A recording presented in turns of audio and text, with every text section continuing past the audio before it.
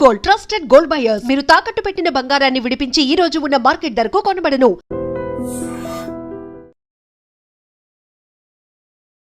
నమస్తే. ఢిల్లీలో జంతర్ మంతర్ దగ్గర జరిగినటువంటి ఈ యువత చేపట్టినటువంటి ఉద్యమం కేంద్ర ప్రభుత్వం దిగొచ్చింది. కేంద్ర మంత్రి రాజీనామా చేశారు. తర్వాత పార్లమెంట్ లో కూడా యాంటీ పేపర్ లీక్ ఒక బలమైన బిల్లు ఆమోదం లభించినటువంటి పరిస్థితి ఉంది.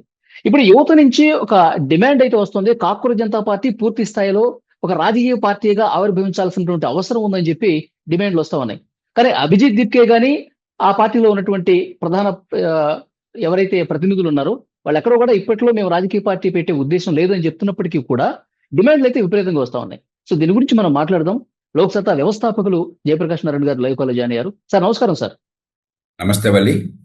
సార్, జంతర్ మంతర్ దగ్గర మొత్తం ఎపిసోడ్ మీరు క్లియర్ గా అబ్జర్వ్ చేశారు.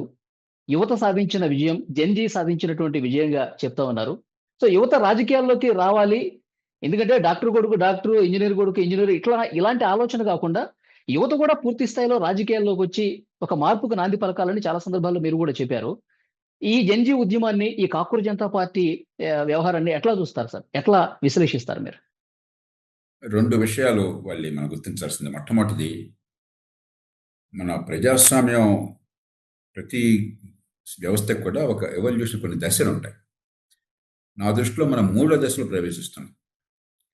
మొట్టమొదటి దశ కాంగ్రెస్ పార్టీ గుత్తాధిపత్యం, స్వతంత్రాన్ని తెచ్చిన పార్టీ, దేశ స్వతంత్ర పోరాటము, కాంగ్రెస్ పార్టీ విడదీయనటువంటి సంస్థలు ఏర్పాటు.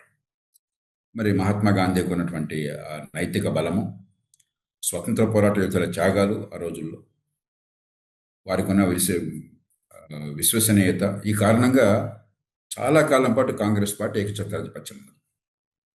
రెండవ దశలో కాలక్రమేణా ప్రత్యామ్నాయం ఏర్పాటయ్యి చివరికి 1990 దశకం చివరికి 2000 ప్రాంతాలకి 25 ఏళ్లలో ఒక బలమైనటువంటి 2 పార్టీల వ్యవస్థ ప్రతి రాష్ట్రంలో. దేశంలో 2 పార్టీల వ్యవస్థ సాధ్యం కాకపోవచ్చు, ఇంత పెద్ద దేశం కాబట్టి, కానీ ప్రతి రాష్ట్రంలో కూడా గట్టిగా 2 బలమైన శక్తులు పోరాడుతూ ఉన్నాయి దేశంలో. కానీ వాళ్ళు పోరాడే తీరు సుమారుగా ఒకే రకంగా ఉంటాం. ఈ పార్టీ అయినా డబ్బులు పంచుతుంది, ఆ పార్టీ అయినా డబ్బులు పంచుతుంది. మన రాష్ట్రాలు తీసుకున్నట్టయితే 2 పార్టీలు కూడా తాత్కాలికమైనటువంటి సంక్షేమం మీద ఆధారపడుతున్నారు. 2 పార్టీలు కులం చుట్టూ, మతం చుట్టూ సమీకరిస్తున్నారు జనాన్ని. కాబట్టి 3వ దశలో ఏమిటంటే, యువత మాకు కేవలం రాజకీయ పార్టీలు అంటే, లోక్సత్తా తొలి ఆ రోజునే ఒక స్లోగన్ ఇచ్చింది 30 ఏళ్ల క్రితమే, ఆటగాళ్ళు మారడం చాలదు, ఆట నియమాలు మారాలి అని చెప్పాను. కాబట్టి ఊరికి మొఖాలు మారడం కాదు మాకు కావాల్సింది, ఈ రాజకీయ పద్ధతి మారాలని చెప్పిన దానికి ఇది సంకేతం. ఇది మొట్టమొదటిది. ఇది వెంటనే ఫలితాలను ఇవ్వదు, కానీ ఇవన్నీ కూడా తొలి మొలకలు. ఒక 15-20 ఏళ్ళు పడుతుంది. ఇంత పెద్ద దేశం, మానవ సమాజం మొత్తంలో ఉన్న జనాభాలో 6వ వంతు భారతదేశంలో ఉన్నారు. 6వ వంతు కంటే ఎక్కువ మంది ఉన్నారు. ఇది ఒక 30-40 దేశాలు కలిస్తే ఏర్పడిన దేశం లాంటిది. కాబట్టి ఇంత పెద్ద దేశంలో ఆషామాషిగా ఒక్కరోజు జరగదు. కానీ ఈ ప్రక్రియ ప్రారంభమైంది. కాంగ్రెస్ పార్టీకి ప్రత్యామ్నాయం కూడా 20-25 ఏళ్ళు పట్టింది. మీకు 1958-59 ప్రాంతాల్లో కేరళలో ప్రారంభమైతే, 60 ఏళ్ళు తమిళనాడులో వస్తే, 1990లో అయిపోయేదాకా, 2000 వచ్చేదాకా మనకి కాంగ్రెస్ పార్టీకి నిజమైన ప్రత్యామ్నాయం దేశమంతటా రాలా. ఇది కూడా అలాగే 15-20 ఏళ్ళు పడుతుంది. కానీ ఖచ్చితంగా ఇది 3వ దశ ప్రారంభమవుతున్నామని ఒక సూచన కనిపిస్తుంది. రెండవది, ప్రస్తుతానికి అంతకంటే ముఖ్యమైనది, ఓ పక్కనేమో అభివృద్ధి జరుగుతుంది, జరగలేదంటాం పొరపాటు. మౌలిక సదుపాయాలు బాగుపడుతున్నాయి, ఆర్థిక అభివృద్ధి జరుగుతోంది, సంపద పెరుగుతోంది, ఆర్థిక క్రమశిక్షణ పెరుగుతోంది, బ్యాంకులు కాయలపడ్డ బ్యాంకులు కాస్త మంచి స్థితికి వచ్చినాయి, ఇవన్నీ ఉన్నాయి. కానీ అభివృద్ధి ఫలాలు ఈ దేశంలో అందరికీ సరిగ్గా అందటం లేదు. ఇది చాలా మనం లోతుగా అర్థం చేసుకోవాలి. అభివృద్ధి ఫలాలు అందరికీ కొన్ని అందుతున్నాయి. ఉదాహరణకి మన యూపీఐ పేమెంట్స్ ఉన్నాయనుకోండి, ఈ దేశంలో సామాన్య కుటుంబీకులు సైతం, నిరుపేదలు సైతం వాడుకుంటున్నారు. అవును, కానీ అది చాలదు. అది కొంత తాకుతోంది, కానీ నిజంగా అభివృద్ధి ఫలాలు నాకు అందుతున్నాయి, నా కుటుంబం పేదరికం నుంచి బయటపడి మధ్యతరగతి వస్తాము, రెక్కాడితే డొక్కాడని మేము రేపు పొద్దున కాస్త గౌరవప్రదంగా ఉద్యోగ భద్రతతో ధీమాగా బతుకుతామన్న విశ్వాసం కలిగే వ్యవస్థ లేదు. ఇది ఇవాళ ఒక్కరోజు వచ్చింది కాదు, ఒక పార్టీ వాళ్ళు వచ్చింది కాదు. ఈ దేశం కాదు, రాష్ట్రం కాదు, రాష్ట్రాల దేశం కలిసి 60-70 ఏళ్ళుగా అభివృద్ధి నమూనాలో మౌలికమైన లోపాలు ఉన్నాయి. మంచి ప్రమాణాలు, విద్యా నైపుణ్యం లేవు. మన అభివృద్ధి మొత్తం ప్రధాన నగరాల కేంద్రీకృతమైంది, చిన్న పట్టణాలను విస్మరించాం. మరి లేబర్ ఇంటెన్సివ్ ఇండస్ట్రీ రాకుండా రకరకాల లైసెన్స్ పర్మిట్ రాజ్యం, అవినీతి వల్ల అడ్డుపట్టాం. మహానగరాల్లో జీవన ప్రమాణాలు తగ్గిపోతున్నాయి ఉన్న కొద్దికి. సామాన్యుల బతుకు మరి చాలా దినదినగంట నూరేళ్ల ఆయుష్గా ఉన్నది. ఆరోగ్య ఫలితాలు అందరికీ సరిగ్గా అందటం లేదు. ఇలా మౌలికమైన లోపాలు నమూనాలో ఉన్నాయి. ఓకే. నేను చాలా సరే కాలం ఇప్పుడు ఈ నుంచి కాంగ్రెస్ మాట్లాడుతున్నాను. జనతా పార్టీ కూడా వాళ్ళ ప్రధాన డిమాండ్ విద్యా వ్యవస్థను ప్రక్షాళన చేయాలని. కరెక్ట్. సో విద్యా వ్యవస్థ పూర్తిగా భ్రష్టు పట్టిపోయింది.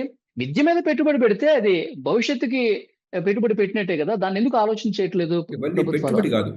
పెట్టుబడి అనుకుంటే మళ్ళీ పప్పులో కాలేస్తాం. ఉమ్, పెట్టుబడిగా సమస్య.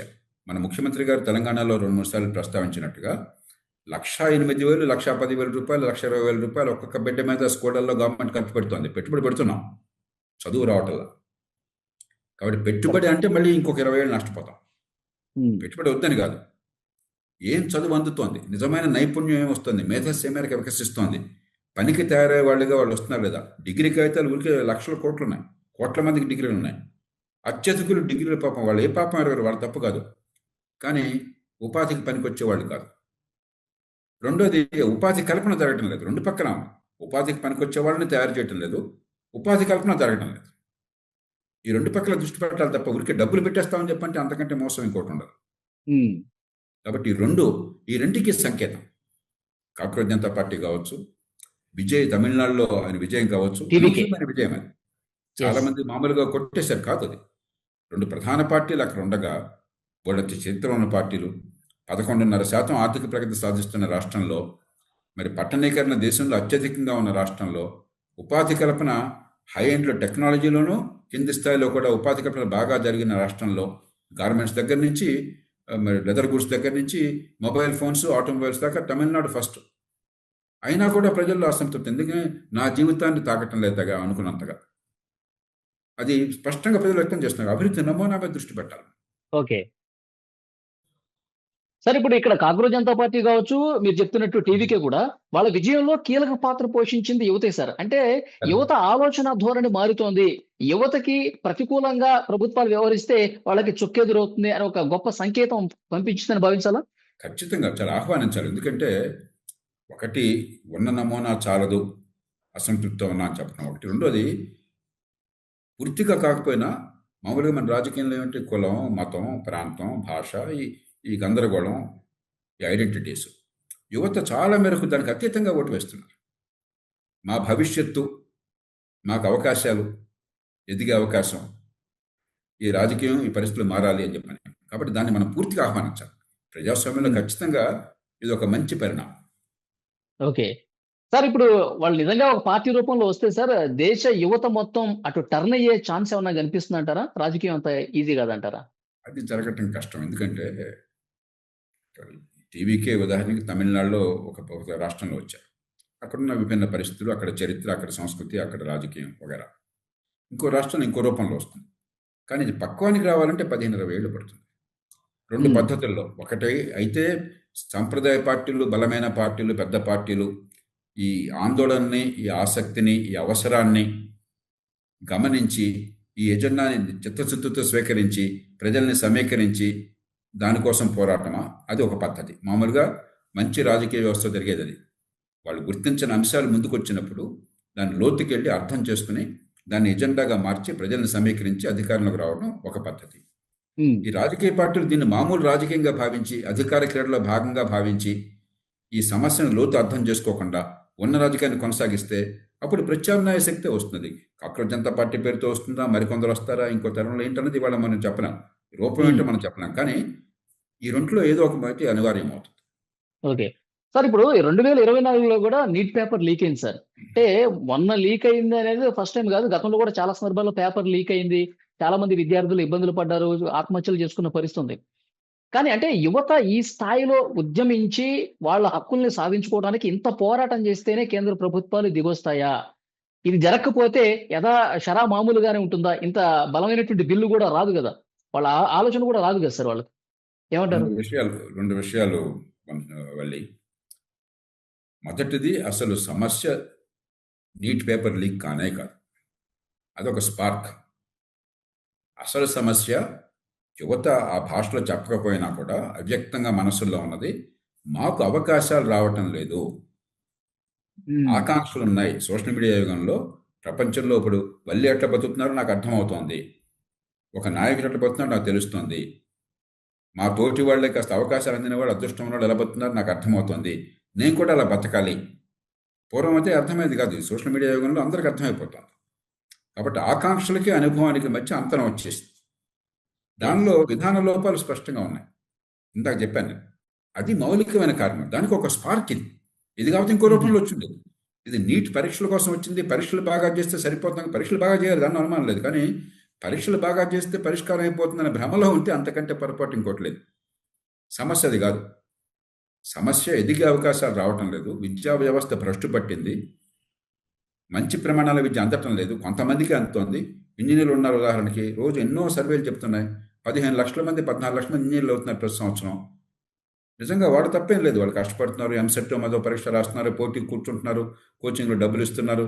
అక్కడికి చదువుకుంటున్నారు. పరీక్షల్లో మార్కులు తెచ్చుకుంటున్నారు. 70% 20% మార్కులు వస్తున్నాయి. కానీ ఇంజనీరింగ్ నైపుణ్యం లేదే. వృత్తికి పనికిరారే. మన సమాజం నీకు డిగ్రీ చూసి ఉద్యోగం వస్తుంది అక్కడ. అప్పుడు మీరున్నారు. మీ కొలీగ్ని ఎవరినో ఎంచుకోవాలి. ఒక మనిషి కావాలి మీకు. మీకు ఉపయోగపడే మనిషిని తీసుకుంటారు కానీ కాగితం చూసి తీసుకుంటారు ఎవరైనా అంతే కదా. అవును, కరెక్ట్. మీరు అదనంగా విలువని చేకూరిస్తే నేను మీకు జీతం ఇచ్చి పెట్టుకోగలను. మీ వల్ల నాకు విలువ లేకపోతే మీరు అక్కడ కూర్చుని ఊరికే అక్కడ ఆ స్పేస్ ఆక్యుపై చేస్తే నేను ఎందుకు పెట్టుకుంటాను? ఎలా భరించగలను? ఎవరైనా ఎలా భరించగలరు? దీనికి నిజాయితీగా స్పందించకుండా పార్టీలు ఏం చేసినాయి? గవర్నమెంట్ ఉద్యోగాలు ఉన్నాయి బిడ్డ, నీకేం పర్లేదు, గవర్నమెంట్ ఉద్యోగాలు ఉన్నాయి, మేము చూసుకుంటాం, జాబ్ క్యాలెండర్ పెడతాం, లేకపోతే మెగా డిఎస్సి పెడతాం, గవర్నమెంట్ ఉద్యోగాలు ఇచ్చేస్తాం. ఇంతకంటే పశ్చాత్తాపం ఉద్యోగాలు రాకపోతే నిరుద్యోగ భృతి ఇస్తాం. ఎగ్జాక్ట్లీ. కాబట్టి మనం ఏదో తాత్కాలికంగా వసపరుచుకోవడం కోసం చేస్తున్నాం. తీవ్రమైన సంక్షోభం లోతున్నది, అది గుర్తించాలి. రెండోది, ఆ కారణంగా మంత్రి రాజీనామా చేస్తే విజయం సాధించిందనుకుంటే అంతకంటే పొరపాటు ఇంకోట్లేదు. దీనిలో విజయం ఏమన్నా ఉంటే ఒక మేలుకొలుపు, ఒక గొంతు వినిపించింది. లోపల భయంకరమైన క్యాన్సర్ ఉంది. ఈ మాట నేను చాలా జాగ్రత్తగా వాడుతున్నాను.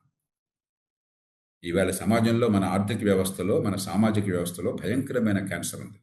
ప్రజాస్వామ్యంలోనేమో వయోజనుడు కొంచెం అందరినీ సమానమని మనం రాజ్యాంగంలో చెప్పుకుంటాం. వాస్తవానికి అందరికీ ఎదిగే అవకాశాలు వస్తేనే సమానత్వం. అందరూ సమానంగా ఓటేస్తే చాలు కదా.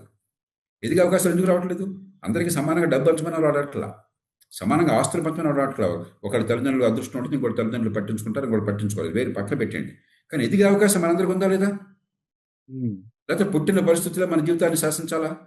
శాసిస్తే ఎందుకు క్షమించాలి మనం? నా పుట్టుక వల్ల, నా పుట్టుకే నా భవిష్యత్తుని శాసిస్తే నేను ఎందుకు క్షమించాలి వాళ్ళని? అసలు మౌలికమైన సమస్య అది. లోపల ఉన్న క్యాన్సర్ని మనం మందేయకుండా విద్యామంత్రి రాజీనామా చేశాడా, ప్రభుత్వాన్ని నిలుకుని పెట్టా, ఇవన్నీ తాత్కాలికమైన రాజకీయ ఎత్తుగడలు. నిజమైన సమస్య లోతైనది, ఒక క్యాన్సర్ ఉంది. దాని గురించి పట్టించుకోకుండా ఇదేదో పరిష్కారం అనుకుంటే మనం మళ్ళీ చాలా దెబ్బతింటాం. ఓకే సార్, ఇప్పుడు మీరు చెప్తున్నట్టుగా ఆ క్యాన్సర్ ని పూర్తిగా నివారించడానికి, అక్కడి నుంచి తీసేయడానికి ఏమైనా ప్రయత్నాలు ప్రారంభించినటువంటి సంకేతాలు ఏమైనా కనబడుతున్నాయా సార్? ఇంకా లేదు, ప్రారంభించాలని కోరుకున్నాం. నందన్ రెడ్డి గారితో కమిటీ పెట్టారు. నేర్కన్ గారికి నేను ఉత్తరం రాస్తున్నాను, ఇవాళ పంపిస్తున్నాను. సవివరంగా, ఊరికే ఏదో పరీక్షలతో నిమిత్తం కాదు, క్వాలిటీ ఆఫ్ ఎడ్యుకేషన్, స్కిల్స్, పనికొచ్చే వాళ్ళుగా తయారు చేయడం, ఆత్మవిశ్వాసాన్ని ఇవ్వటం, సంపద సృష్టిలో భాగస్వాములు కావడం, దానికి ఇది నాందిగా ప్రయత్నం చేయండి అని చెప్పని ఆయన కోరుతున్నాం. అట్లాగే ప్రభుత్వంలో ఉన్నాడు కానీ, ప్రతిపక్షంలో ఉన్నాడు కానీ, ముఖ్యంగా రాష్ట్రాలు, ఇది జాతీయ స్థాయి సమస్య కాదు.